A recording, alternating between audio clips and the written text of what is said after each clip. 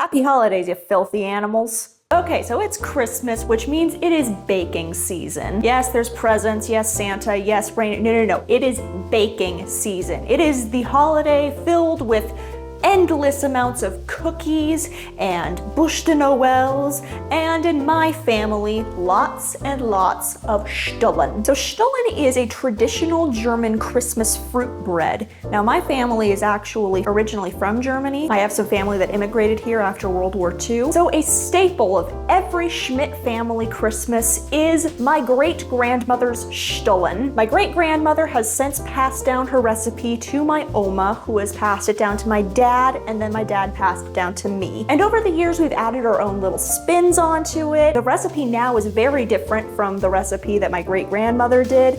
For example, my great-grandmother had those candied orange peels, which is traditional for Stollen, but my family hates those, so we don't add them. Instead, we add lots and lots of rum-soaked raisins and cherries. Germans love their spiced liquor. It skipped my generation. And toasted almonds, as well as some almond paste. Hello, Jeff. Hello. Thank you so much for letting me take over your kitchen for the weekend. Okay, so enough with the intro. Let's get baking, because this is going to take literally the entire day. Okay, the annual Stollen factory is officially open, and I took off the antlers because I'm going to be doing a lot of this, and the antlers will fall off if I look down. Need 5 cups of flour. That was 1, 2, 3, 4, 5. Then we need 3/4 of a cup of granulated sugar. Let it snow, let it snow, let it snow. 2 teaspoons of yeast, 2 tablespoons of yeast, and then 2 cups of water. Then we mix it all up. It doesn't need to be like perfectly kneaded. We're gonna get to that later. Okay, and now that it's all completely mixed together, we just let it sit for 2 hours. All right, the dough has been sitting for 2 hours. It is now time to add the butter and eggs. But before I do that, I have to put flour on the counter. 1 cup of flour, 2 cups of flour, 3 cups of flour, 4 cups of flour, and a partridge in a pear tree. Make a little well in the center. Now for the really hands-on part. First up, butter. I like to kind of like squish the butter as I put it in. Just makes it a little bit easier to knead. Egg time. And yes, I hand knead my butter and eggs into the dough. I could use a stand mixer, but I don't, because I'm like that. The reason why I put the flour on the counter before I do any kneading is because by the time I'm done kneading, my hands are so messy and sticky that it's just not worth it to mix in all of the butter and eggs and then wash my hands and then measure out the flour and then pour it out just to get my hands dirty again. So I just do it beforehand. That's a perfect countertop for this fire. Oh yeah. Yeah, my counter at home, I don't even do it on the counter. I do this on the stove top because it's an electric stove. Glass. Yeah.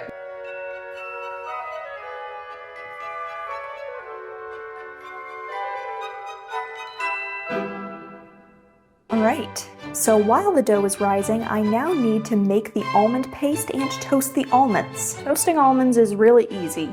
You throw in a slab of butter, you throw in the almonds, cook it on low to medium heat until they start to smell good. Yep, they're starting to brown. It smells like a buttered almond croissant, so we're good. So Dad found an almond paste recipe online that we're gonna try out. All right, so here's the technique. You ready? You crack it with one hand, or try to anyway. Ah, there's a shell. Get out the shells. Come on, get over here. Then you just crack it into your hand. Eventually it'll separate. Come on. Ha, there we go. And that is the best and easiest way to separate an egg. Oopsie. You had too much? Yeah, well, Oh well, it'll just be extra almondy almond paste. that's right. That's how I like to look at it, until it starts to clump. That looks pretty clumpy to me. Looks very clumpy to me too. Now that Dad's made this almond paste, we're definitely gonna need to make a lot more, but this is a start. I think this is a good amount for 2 Stollen. Best way to measure dough in half. You make it into a log, and then you split it in half. These are about the same weight. I'm gonna say that it's exactly half. Wait, this actually looks great. Maybe we should just make almond paste every year now. I think you're right. Okay, what are you doing in our kitchen? Everything we can. Burning it down. Nice and thin, like my patience. Okay, and then just let this chill in the fridge. I believe that's the last one. Yep, good, because we don't have very much almond flour left. Okay, it's been 4 hours and the dough has risen, so now it's assembly time. This is the fun part. So we've got our dough. We have sheets and sheets of almond paste. We have toasted almonds. And then we have 2 bowls of rum-soaked raisins and cherries. We needed 2 bowls because there's a lot. First up, the satisfying part.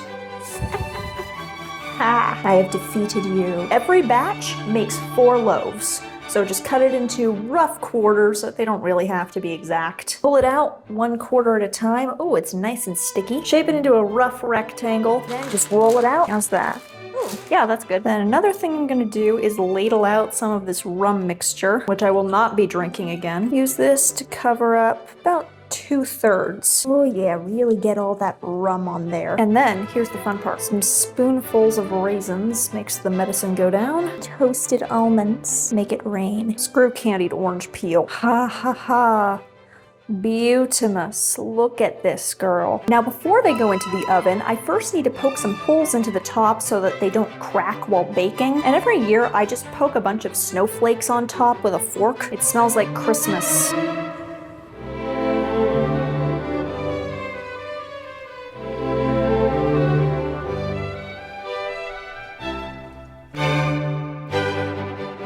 Look at those. This is beautiful. Sizzle, sizzle, sizzle. Yep, Christmas has arrived.